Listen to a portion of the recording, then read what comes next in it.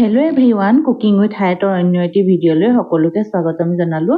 আজি এটা বগৰীৰ জ্বলা আচাৰৰ ৰেচিপি আপোনালোকলৈ বুলি আগবঢ়াইছোঁ আৰু আশা কৰিছোঁ আপোনালোকে ভিডিঅ'টো স্কিপ নকৰাকৈ প্ৰথমৰ পৰা শেষলৈকে চাব।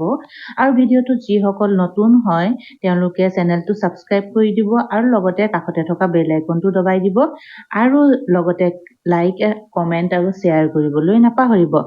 সকলোৱে বগৰীৰ আচাৰ বনায়ে আজি মই মোৰ পদ্ধতিত বনাইছোঁ আৰু আহক আমি দেৰি নকৰি ভিডিঅ'ৰ মাজলৈ আগবাঢ়োঁ।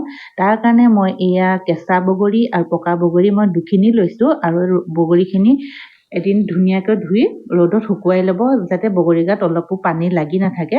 পকা বগৰীখিনি এইখিনি মই বেলেগকৈ লৈছোঁ আৰু কেঁচা বগৰীখিনি বেলেগে লৈছোঁ। লগতে জ্বলা আচাৰ বনাম যিহেতু সেয়েহে মই অলপ পকা জলকীয়া লৈছোঁ। আৰু এয়া চাওক, কেঁচা বগৰীখিনি আমি এতিয়া টুকুৰা টুকুৰকৈ কাটি ল'ম। বগৰী ঠাৰিকেইডাল ছিঙি ল'ব আৰু এনেকৈ টুকুৰা টুকুৰকৈ কাটি ল'ব। বগৰীখিনি মই ধুনীয়াকৈ ধুই এটা ৰ'দত শুকুৱাই লৈছোঁ।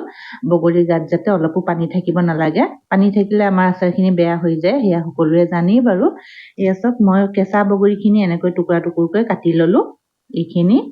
আৰু পকা বগৰীখিনি এতিয়া মই এয়া ঠাৰিকেইডাল এৰুৱাই লৈছোঁ আৰু পকা বগৰীকেইটা মই গোটাকৈ দিম বুলি ভাবিছোঁ আৰু গোটাকৈ দি দিছোঁ। এয়া পকা বগৰীকেইটা মই গোটাকৈ দি দিছোঁ, গোটেইখিনি দি দিলোঁ। পকাখিনি গোটাকৈ দিয়া হ'ল আৰু কেঁচাখিনি কাটি দিয়া হ'ল। মই দুইখিনি এনেকৈ মিলাই বনাম বুলি ভাবিছোঁ। আৰু লগতে এয়া জলকীয়া, পকা জলকীয়াখিনি ধুই এটা ৰ'দত শুকুৱাই লৈছোঁ যাতে জলকীয়া গাতো অলপো পানী লাগি নাথাকে আৰু ধুনীয়াকৈ ঠাৰিকেইডাল এৰুৱাই লৈছোঁ। আৰু জলকীয়াকেইটা বগৰীৰ লগত দিম যিহেতু সেয়েহে সৰু সৰুকৈ টুকুৰা টুকুৰকৈ কাটি দিছোঁ। আপোনালোকে ভোট জলকীয়াও দিব পাৰে দিওঁ বুলি ভাবিলে। মোৰ ওচৰত ভোট জলকীয়া নাছিলে, মই সেই পকা জলকীয়া দি বনাম বুলি ভাবিছোঁ। এয়া মই সৰু সৰুকৈ জলকীয়াখিনি কাটি লৈছোঁ। অলপ জ্বলাকৈ বনাম ভাবিছোঁ আৰু বহুত বেছি জ্বলাও নিদিওঁ, ছোৱালীকেইজনীয়ে খাব নোৱাৰিব যিহেতু। এইখিনি হৈ গ'ল মোৰ। আৰু এয়া পকা জলকীয়াখিনি আমি বগৰীৰ লগত মিক্স কৰি দিছোঁ। এতিয়া মছলাৰ কাৰণে মই লৈছোঁ ধনিয়া 2 চামুচ। বগৰীৰ পৰিমাণটো হৈছে আপোনালোকে মছলাবোৰ ল'ব, কম হ'লে কমকৈ ল'ব অলপ। আৰু জিৰা লৈছোঁ ডাঙৰ চামুচেৰে 1 চামুচ। এতিয়া লৈছোঁ চফ ডাঙৰ চামুচেৰে 1 চামুচ। আৰু এয়া হৈছে সৰিয়হ, বগা সৰিয়হ লৈছোঁ মই ডাঙৰ চামুচেৰে 1 চামুচ। আৰু এতিয়া এয়া লৈছোঁ মেথি 1 চামুচতকৈ অলপ কম লৈছোঁ আৰু কালজিৰা 1 চামুচতকৈ অলপ কম লৈছোঁ। এতিয়া গোটেইখিনি আমি ধুনীয়াকৈ কেৰাহীত ভাজিব লাগিব। এইখিনি আমি কেৰাহীখনত ধুনীয়াকৈ ভাজি ল'ম। আপোনালোকে পাউডাৰ যিটো গুড়ি মছলা সেইখিনি দিও বনাব পাৰে, কিন্তু গোটা মছলা ভাজি কুটি লৈ বনোৱাৰ যিটো সোৱাদ হয় সেইটো সোৱাদ অলপ সুকীয়া হয়। আৰু আচাৰ মছলা বুলি ক'লে আমি এইটো মছলাই সৰুৰ পৰা যিটো চিনি পাওঁ আৰু জানো। এই গোটেইখিনি মই মিক্সাৰত মাৰি গুড়ি কৰি দিলোঁ ভজাৰ পিছত। এতিয়া এইখিনিত মই দিছোঁ বগৰী আৰু জলকীয়াত দিছোঁ নিমখ, আন্দাজমতে নিমখ দিব। নিমখ মই ইয়াত 3 চামুচমান দিছোঁ ডাঙৰ চামুচেৰে। এয়া দিছোঁ মই হালধি মই 2 চামুচ দিছোঁ।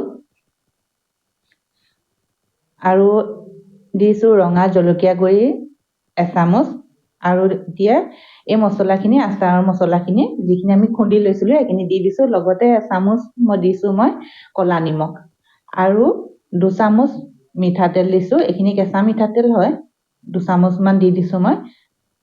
গোটেই মছলাখিনি মিক্স কৰি দিম বগৰী গাত যাতে মছলাখিনি লাগি যায়, সেয়েহে মই ইয়াত মিঠাতেল 2 চামুচ দি দিছোঁ।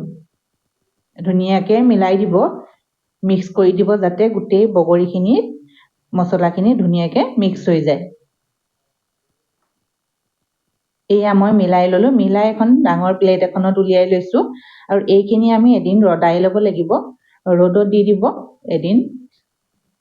আৰু ৰ'দত এদিন দি লোৱাৰ পিছত আমি আকৌ সেইখিনিত তেল মিক্স কৰিব লাগিব। এয়া মই কেৰাহীত তেল দি লৈছোঁ, তেলখিনি গৰম কৰি লৈছোঁ গেছত।